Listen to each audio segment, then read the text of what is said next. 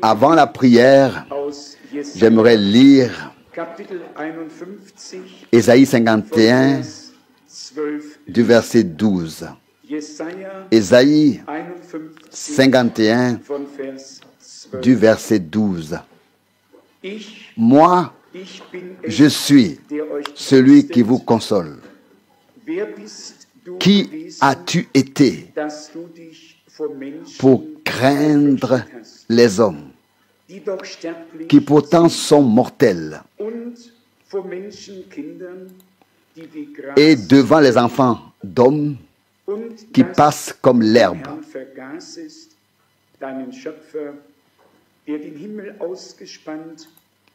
Et que tu as oublié le Seigneur, ton Créateur, qui a étendu les cieux et fondé la terre, et que tu tremblais sans cesse, jour après jour, devant la fureur de l'oppresseur, chaque fois qu'il cherchait à te détruire. Où donc est la fureur de l'oppresseur? Verset 14. Bientôt l'homme qui a été mis en prison sera libéré. Il ne mourra pas pour descendre au séjour des morts. Il ne manquera pas le pain quotidien. Verset 15. Car je suis le Seigneur, ton Dieu, qui soulève la mer et fait mugir ses vagues. Le Seigneur des armées est son nom. Verset 16. J'ai mis mes paroles dans ta bouche et je t'ai couvert de l'ombre de ma main pour déployer un ciel nouveau, fonder une terre nouvelle et dire à Sion, tu es mon peuple. Levons-nous et prions.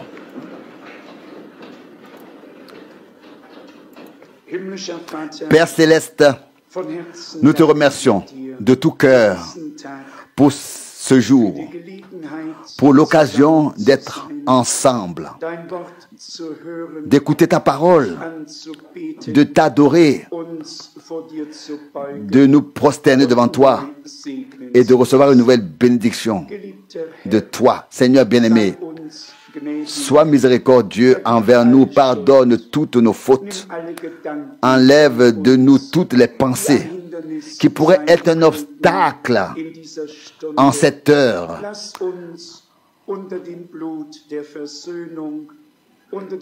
Rassemble-nous en ta présence sous le sang de la réconciliation, sous le sang de l'agneau, sous le sang de la nouvelle alliance.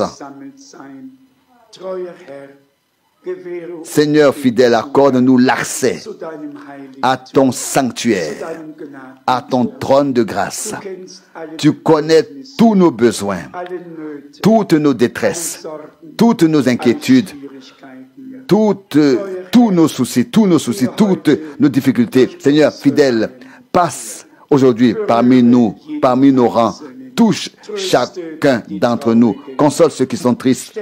Fortifie ceux qui sont faibles. Relève ceux qui sont découragés. Dieu fidèle, sauve ceux qui sont perdus. Guéris les malades. Confirme ta parole par des signes et des miracles. Nous te remettons ce service divin au nom de Jésus. Amen. Amen. Vous pouvez vous asseoir.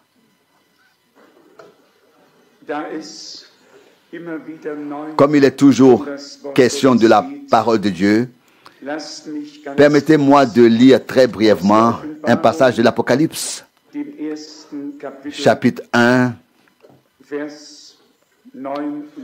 verset 9. Apocalypse, chapitre 1, verset 9. Moi, Jean, votre frère et votre compagnon, qui partage avec vous la tribulation et le royaume et la persévérance en Jésus. J'étais sur l'île appelée Patmos à cause de la parole de Dieu et du témoignage de Jésus. L'accent que nous mettons dans notre proclamation est toujours et encore sur la parole de Dieu. Pas sur les nombreuses interprétations, pas sur les opinions que les hommes donnent à la parole de Dieu, mais la foi en la parole originale de Dieu telle qu'elle est sortie de la bouche du Seigneur, que ce soit par les prophètes ou par les apôtres, directement inspirés, venus de Dieu,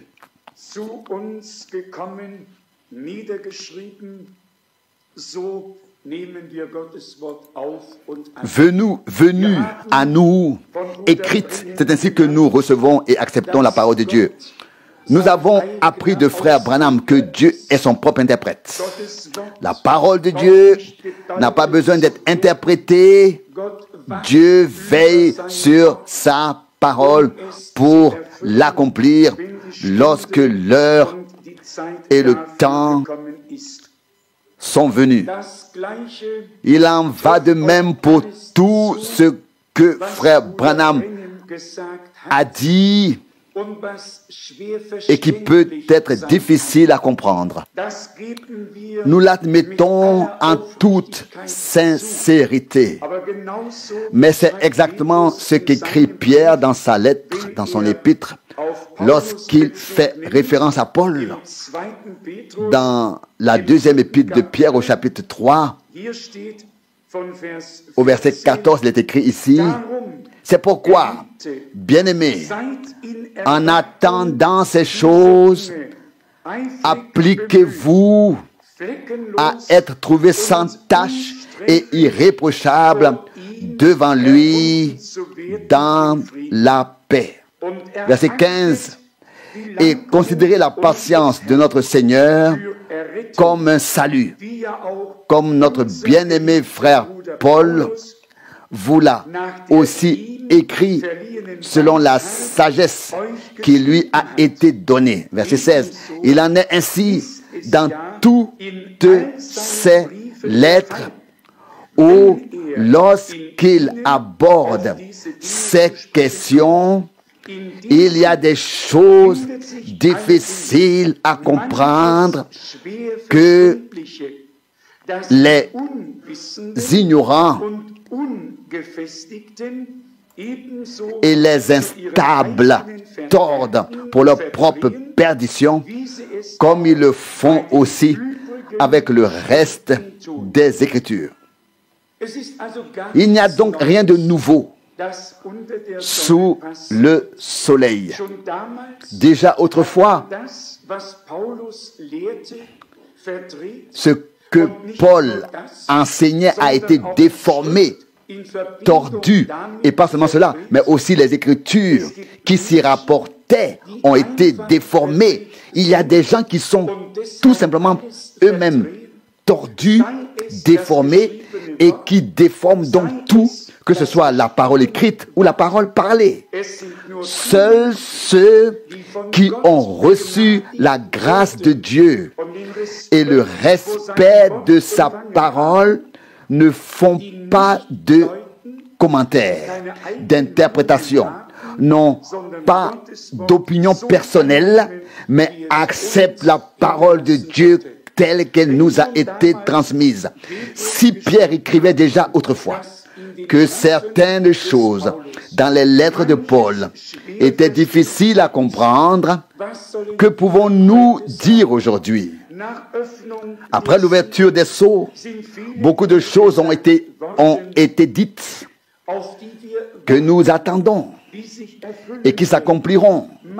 Parfois, Dieu peut utiliser des exemples terrestres pour expliquer ou témoigner de choses divine. Je pense par exemple au 2 avril, plus précisément, lorsque le Seigneur a littéralement et mot pour mot nommé des aliments terrestres en disant: mettez ces aliments en réserve, emmagasinez-les. Il a énuméré les pommes de terre, la farine, les différents légumes, l'huile et tous les autres aliments. Moi, en tant qu'Ewald Frank, je n'ai pu entendre que ce qui a été dit. Qui peut m'en vouloir d'avoir effectivement emmagasiné toutes ces choses, stocké toutes ces choses en grande quantité? Nous avons rempli la cave de ces aliments parce qu'ils avaient été nommés. Et puis soudain, le 3 décembre de la même année, je me retrouve devant frère Branham qui me dit: tu as mal compris ce que le Seigneur dit. Mais j'avais compris à 100% ce que le Seigneur disait. Je n'avais simplement pas compris que ce qui était dit de manière terrestre avait une signification spirituelle et que la multitude des aliments individuels qui étaient mentionnés indiquait que Dieu avait préparé une multitude de nourriture spirituelle pour son peuple. Et quand frère Branham a dit: il ne s'agit pas de nourriture terrestre, mais de la parole révélée de Dieu pour ce temps-ci. Pourquoi est-ce que je mentionne cela? Parce que frère Branham a aussi vu beaucoup de choses. Il a vu une grande tente. Il a vu certaines choses qui devaient arriver. Et il y a des gens qui attendent simplement que cela arrive. On peut voir des choses terrestres qui ont une signification spirituelle. Nous devons apprendre une fois pour toutes à laisser à Dieu le soin de décider quand et comment il fera et accomplira certaines choses. Lorsque nous aurons compris cela, nous comprendrons les déclarations de frère Branham, que ce soit au sujet des 7 tonnerres, du 7e sceau, du 3e poule, ou de toutes sortes de choses différentes. Nous laisserons à Dieu le soin de décider quand et comment il achèvera son œuvre dans son Église. Car dès l'instant où nous nous faisons une idée de la manière dont cela doit se passer, nous sommes déjà un obstacle pour nous-mêmes et pour Dieu. Dans le royaume de Dieu, les interprétations et les idées n'ont pas leur place. Dans le royaume de Dieu, nous marchons chaque jour avec le Seigneur dans l'attente qu'il accomplisse encore ce qui reste à faire, et il ne tardera pas. Donc, n'interprétons pas ce qui est difficile à comprendre, car quiconque interprète, et je relis ce verset intentionnellement, l'interprète pour son propre malheur et pour la perdition de tous ceux qui croient à son interprétation. Je relis ce que Pierre a écrit ici. Il y a cependant dans ces lettres des choses difficiles à comprendre. Et voici ce qui suit. Verset 16, la deuxième partie. Il y a cependant dans ces lettres des choses difficiles à comprendre que les ignorants et les instables tordent pour leur propre perdition, comme ils le font aussi avec les autres Écritures. Tout ce que nous interprétons est déformé. Et c'est cette déformation qui cause la perdition. Nous sommes pris dans un tourbillon dont nous ne pouvons plus sortir. Et regardez ces gens, sans vouloir les juger. Une fois qu'une personne commence à interpréter, elle ne s'arrête plus. Quand une interprétation ne tient plus, une autre suit, puis une autre encore s'ajoute. Et il n'est plus question, comme il est écrit, de passer de clarté en clarté et de connaissance en connaissance. Dans ce cas, non. Mais dans le cas où l'on interprète, on passe d'une erreur à l'autre et de l'une à l'autre. Et que Dieu nous préserve tous de cela. Et je sais qu'il le fera. Nous avons reçu en nous une semence pure, divine, sans mélange. Et rien d'autre n'aura de place en nous que la parole et la parole et la parole. Pas d'interprétation, mais la parole. Nous l'avons déjà souligné. Dès le commencement, l'astuce de l'ennemi a été d'interpréter la parole, non pas de la nier, mais de l'interpréter. Dieu avait parlé clairement, mais l'ennemi est venu à Ève à poser une question, à interpréter, et a dit, vous ne mourrez point. Vous ne mourrez point. Genèse 3, 4. Et déjà, la transgression était programmée. La séparation d'avec Dieu, la perdition était là. Dieu ne tolère aucun mélange.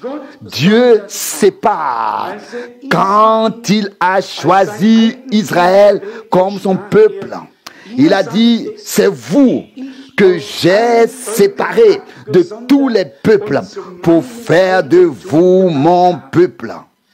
Deutéronome 7, verset 6. C'est pourquoi il a été appelé le Dieu d'Israël. Et quand il dit, ne vous mélangez pas avec les peuples, ni avec les Amoriens et tous ceux qui étaient avec eux. Vous serez pour moi un peuple consacré, un peuple mis à part, un peuple saint. Deutéronome 7, 6. Ils n'avaient pas le droit de participer aux fêtes et à ce que faisaient les autres. Ils étaient destinés à un but très particulier.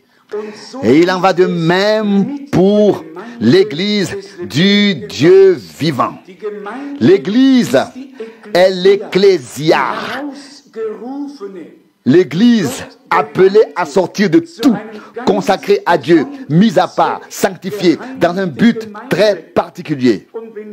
Et si nous recevons réellement la parole du Seigneur avec sincérité, avec véracité, alors lorsque l'heure de Dieu sonnera, elle accomplira ce pourquoi Dieu l'a envoyé, car Dieu veille lui-même sur sa parole pour l'accomplir. Nous pouvons nous reposer en Dieu et en sa parole. Nous cessons toute agitation. Nous nous reposons en Dieu. Je ne veux pas dire je ne veux pas dire par là que nous nous endormons. Je veux dire par là parvenir à la certitude de la foi, à la certitude absolue en Dieu. Savoir que ceci est la sainte parole de Dieu. Voici les promesses qu'il a données. Nous les recevons dans la foi, dans nos cœurs. Nous les accueillons et nous savons que le Seigneur ne peut pas nous décevoir, ne nous décevra pas. Celui qui a fait les promesses est fidèle et les accomplira en son temps.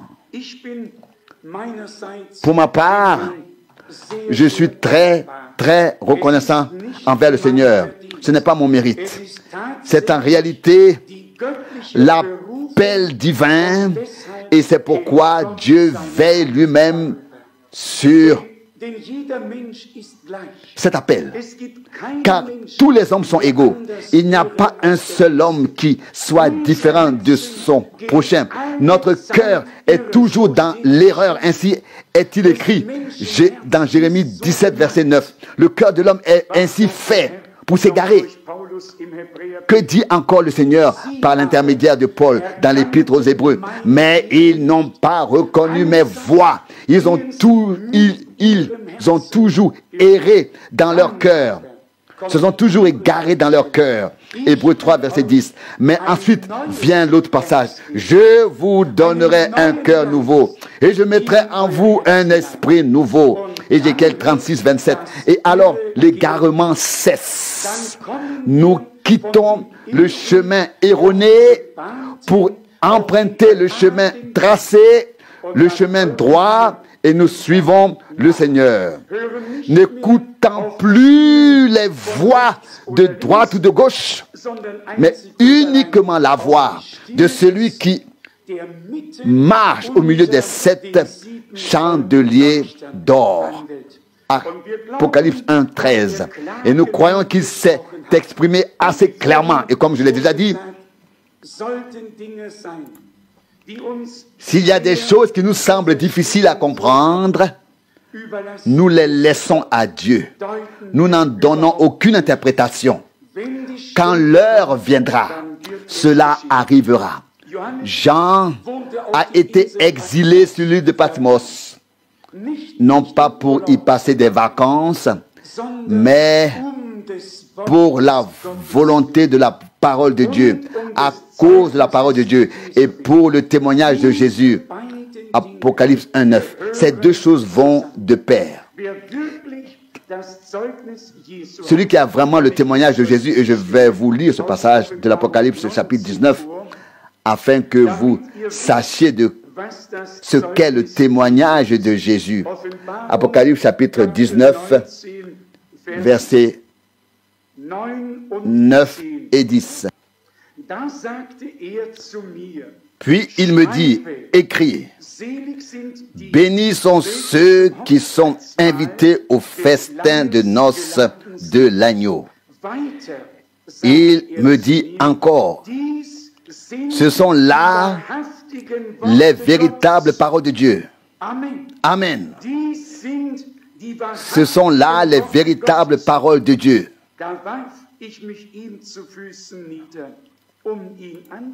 Verset 10, je tombais à ses pieds pour l'adorer, mais il me dit, non, ne fais pas cela. Je suis ton compagnon de service et celui de tes frères qui ont le témoignage de Jésus. Adore Dieu, car le témoignage de Jésus est l'esprit de prophétie. Quelle parole merveilleuse. Vous savez que les saints hommes ont parlé et écrit, poussés par le Saint-Esprit, sous l'inspiration du Saint-Esprit. C'était une inspiration divine. L'esprit de prophétie était sur les prophètes. Ils voyaient, ils entendaient, ils étaient inspirés. Le même Esprit de Dieu doit être sur nous et il est aussi sur nous. Et cet Esprit rend témoignage de Jésus-Christ. Et nous avons ainsi les paroles véritables de Dieu et le témoignage de Jésus-Christ. L'esprit de prophétie nous conduit dans la prophétie biblique, nous révèle, comme nous le savons, en particulier dans le ministère du frère Branham, ce qui était caché depuis des siècles a été révélé. Et c'est pourquoi il est dit dans chaque lettre envoyée que celui qui a des oreilles pour entendre, entende ce que l'Esprit dit aux églises. L'Esprit a utilisé la bouche d'un homme pour parler. Vous savez bien que Dieu a toujours eu besoin d'hommes pour transmettre un message. Il avait les prophètes et aussi les apôtres. Mais c'est pourquoi il est vraiment nécessaire de faire attention à ne rien ajouter, à ne rien interpréter. Je le répète en insistant, toute interprétation entraîne la perdition. C'est ce que nous avons lu, c'est ce qu'a écrit Pierre en référence aux épîtres de Paul, dans lesquelles certaines choses étaient difficiles à comprendre. 2 Pierre 3, 16. Il en va de même aujourd'hui. Et qui sont ceux qui déforment, qui tordent le sens? Ce sont ceux qui ignorent en fait les choses de Dieu, mais qui se croient plus savants et mieux savoir les choses que tous les autres. Et Paul écrit que nous ne devons pas aller au-delà du témoignage des Écritures. 1 Corinthiens 4, 6. Il est très important que nous nous en souvenions. Les interprétations personnelles conduisent à la perdition. Que Dieu nous en préserve. Pierre poursuit ici dans 2 Pierre 3, verset 17. Puisque vous savez cela à l'avance, bien-aimés, soyez sur vos gardes, de peur qu'en suivant la voie de ceux qui se sont égarés, vous ne soyez entraînés hors de votre propre foi. 2 Pierre 3, verset 17. Quand je pense à tout ce qui est dit et que tout cela est attribué à frère Branham, j'ai honte. Et je me demande, comment cela a-t-il pu arriver en si peu de temps? Parce que ce sont les derniers jours et que le diable cherche à détruire l'œuvre de Dieu. Il mettra tout en œuvre pour discréditer le message divin aux yeux du public. Mais il n'y parviendra pas. Dieu a révélé sa parole et tous ceux qui sont destinés à entendre le pur message divin l'entendront et garderont la parole dans un cœur pur et bon. Ils ne l'interpréteront, ils ne l'interpréteront pas, ils ne la déformeront pas, ils croiront et la garderont dans leur cœur, dans la grande attente que cela arrive bientôt. Donc, des gens sont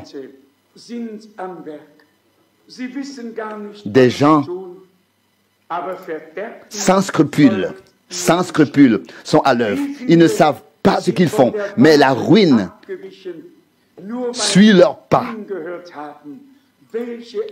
Combien se sont détournés de la vérité simplement parce qu'ils ont écouté les explications données.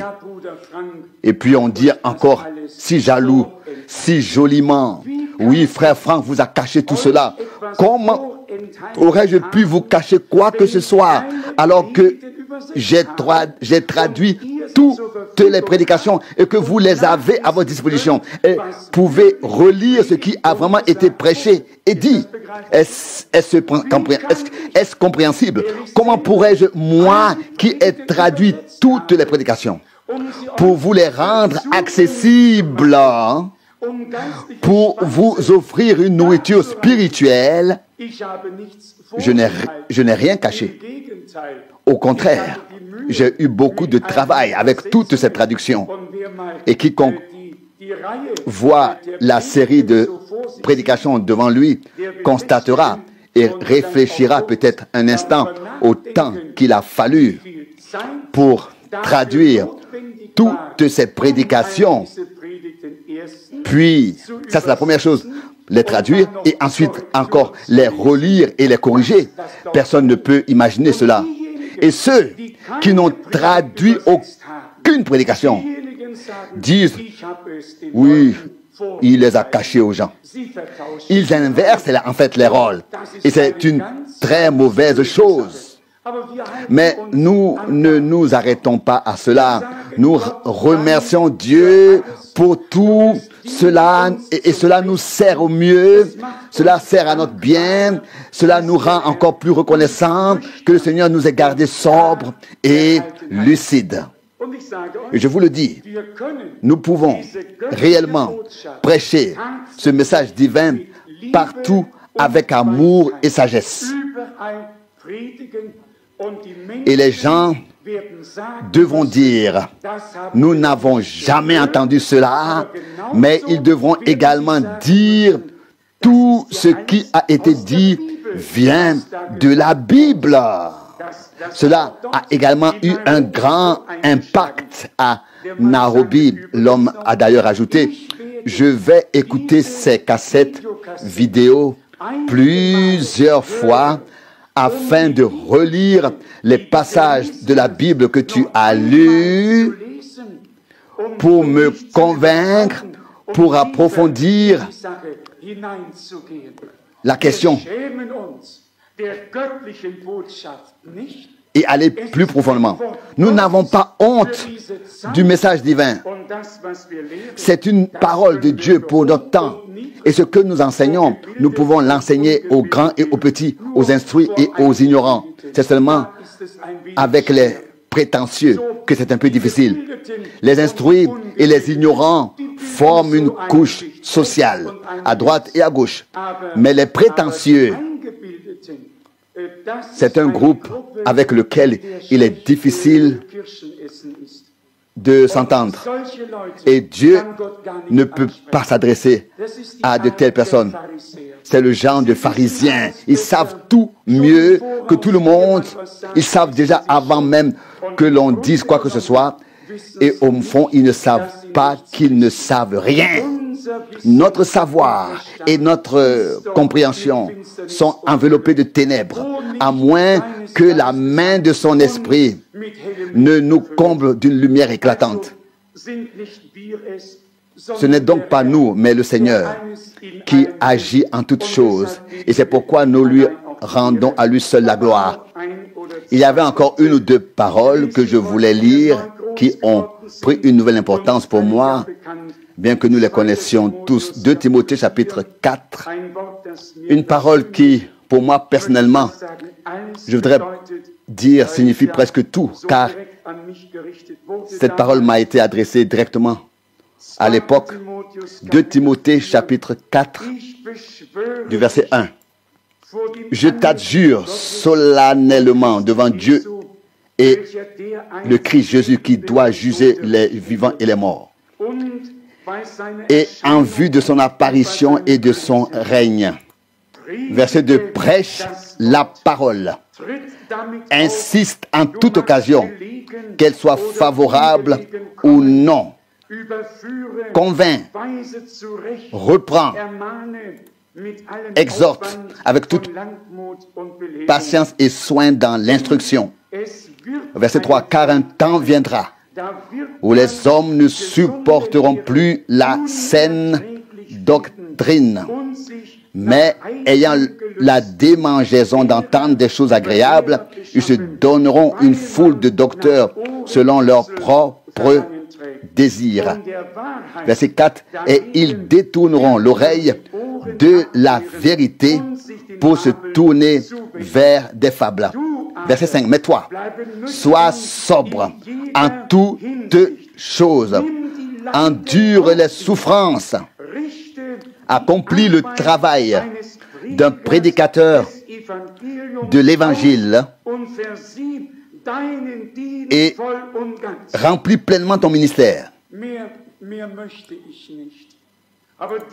Je ne demande pas plus, mais avec l'aide de Dieu, je veux accomplir cette parole. Je voudrais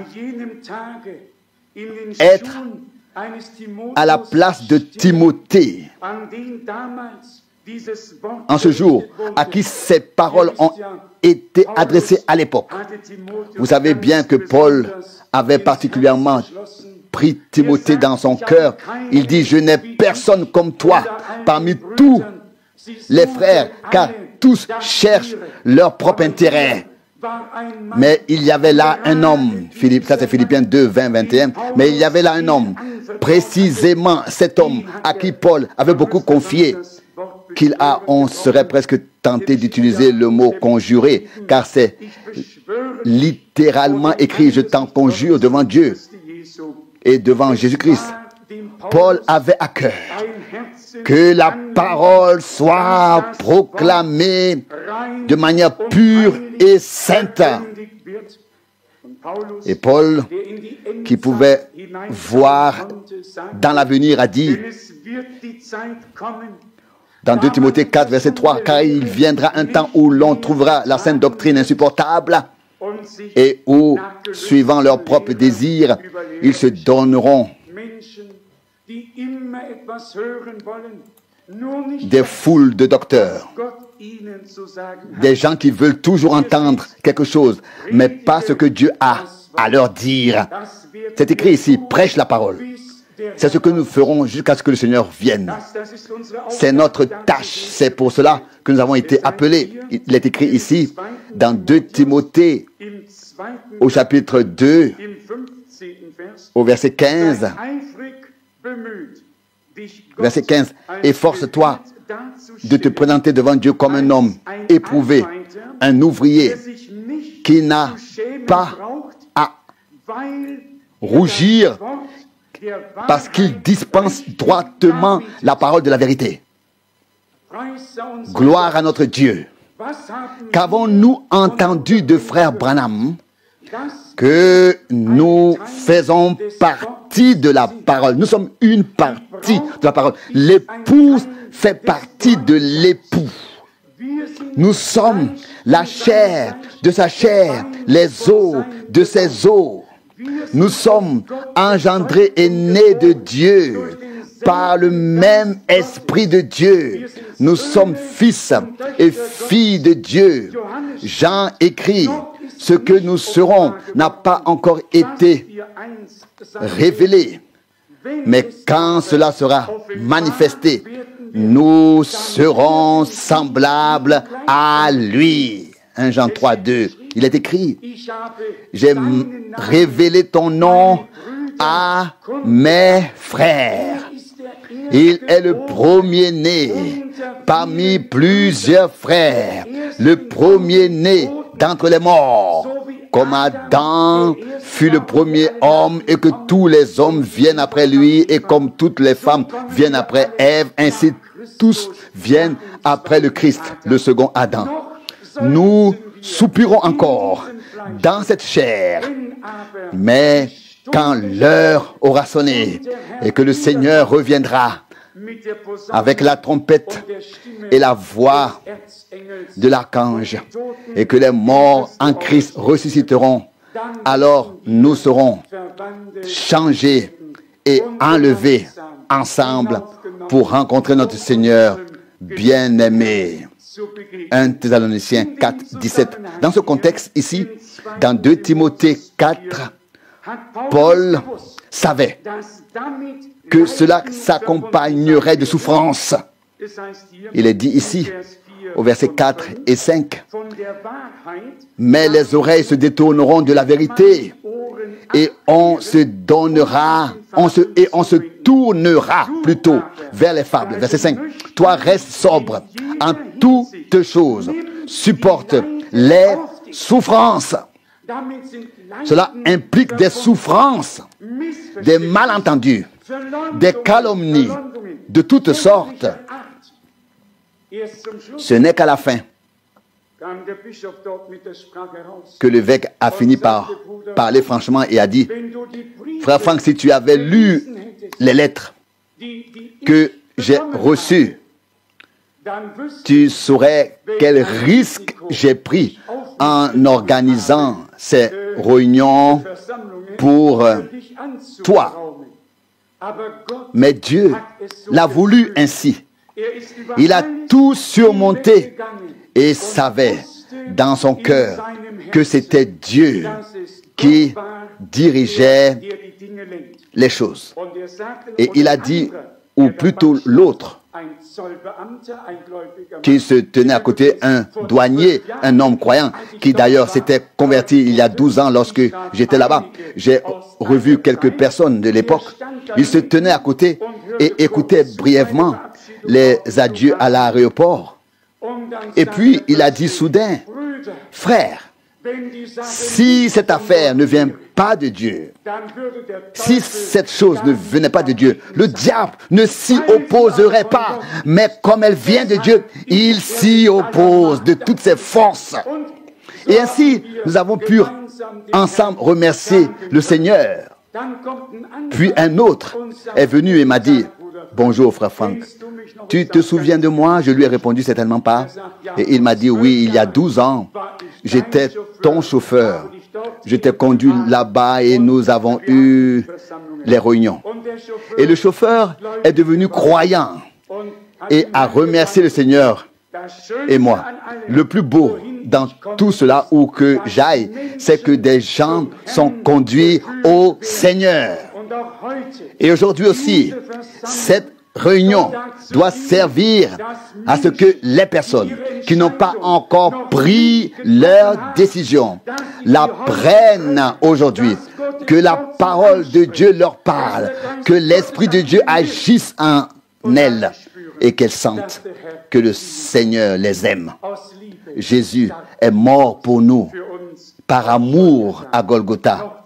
Revenons à cette pensée au verset 5 de 2 Timothée 4. « Mais toi reste sobre en toutes choses, supporte les souffrances. » Je le fais volontiers, je le fais volontiers, mais je veux rester dans la vérité. Et alors je supporte volontiers tout. Et j'espère que vous êtes également prêts à supporter certaines choses. Car voyez, tout comme notre Seigneur a souffert, tous ceux qui se sont rangés à son côté ont souffert avec lui pour son nom, tout comme Paul et ceux qui croyaient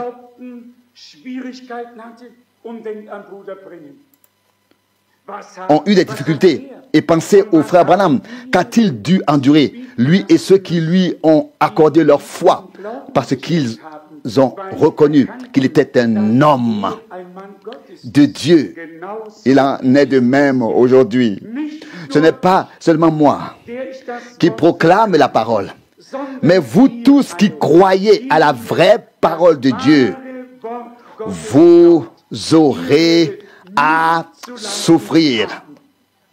Mais il est écrit quelque part, si nous souffrons avec lui, nous régnerons aussi avec lui. Romains 8, 17. Alors, soyons prêts pour l'amour de Jésus, pour l'amour de la parole, pour l'amour de la vérité, à tout endurer. Si seulement nous atteignons le but. Et Dieu y pourvoira. Jean était venu sur l'île de Patmos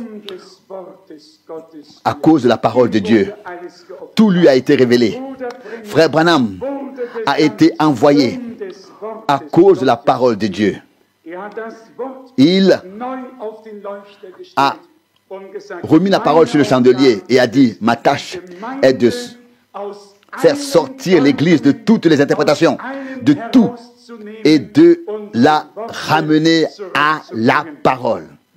Car la parole est la semence originale. Que le Seigneur nous aide tous à nous affermir dans la parole de vérité, afin qu'aucune tempête ne puisse nous ébranler. Au contraire, lorsque la tempête s'abattra sur nous, que les racines ne se détachent qu'un peu, pour ensuite s'enfoncer encore plus profondément et devenir encore plus solide. Un véritable enfant de Dieu est comme un arbre planté près d'un cours d'eau.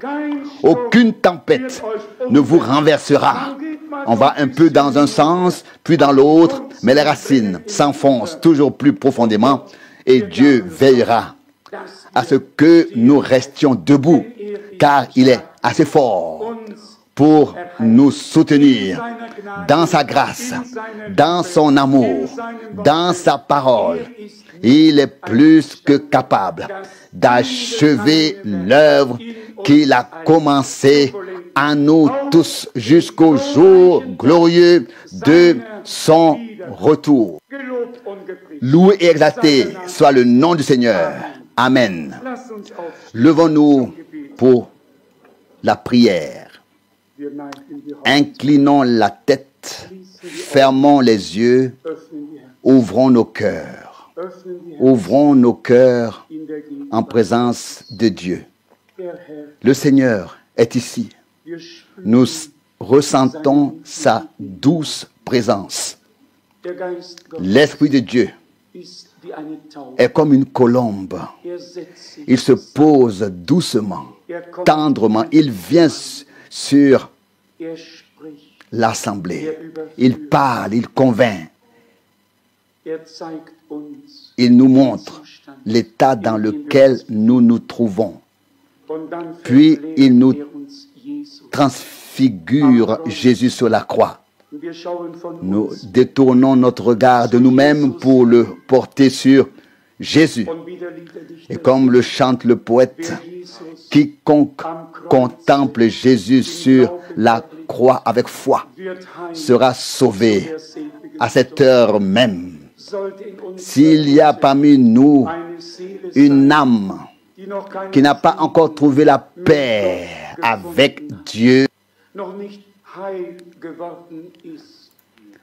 qui n'est pas encore guéri intérieurement, qui n'a pas encore été sauvé, cher cœur, en ce moment même, le Seigneur t'appelle.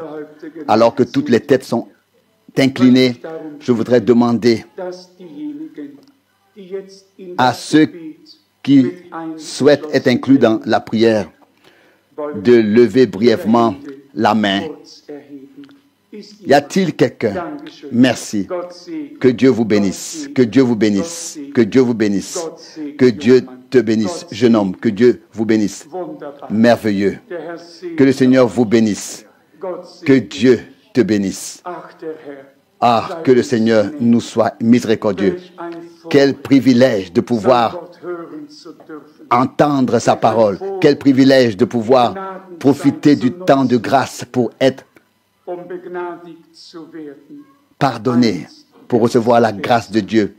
Un jour, il sera trop tard. Y a-t-il encore quelqu'un qui souhaite consacrer sa vie au Seigneur? Ce n'est pas un homme qui t'appelle, c'est le Seigneur qui utilise la bouche d'un homme pour t'appeler. Viens à Jésus. Viens encore aujourd'hui. Viens maintenant. Qui veut encore lever la main? Y a-t-il quelqu'un? Que Dieu te bénisse. Que Dieu te bénisse. Gloire à Dieu. Alléluia. Oh, comme c'est merveilleux. Une prédication tenue dans toute la faiblesse et la simplicité, mais l'œuvre de l'Esprit est puissante.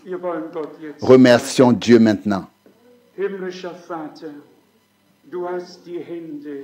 Père Céleste, tu as vu les mains et les cœurs. Seigneur bien-aimé,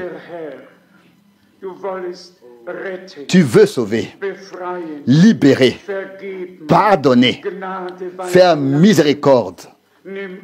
Accueille tous ceux qui viennent à toi, ô Seigneur. Tu as dit, quiconque vient à moi, je ne le rejetterai pas. Sauveur bien-aimé, que tous ceux qui ont levé les mains ouvrent maintenant la bouche et invoque ton nom. Car il est écrit que quiconque invoquera le nom du Seigneur sera sauvé et sera béni.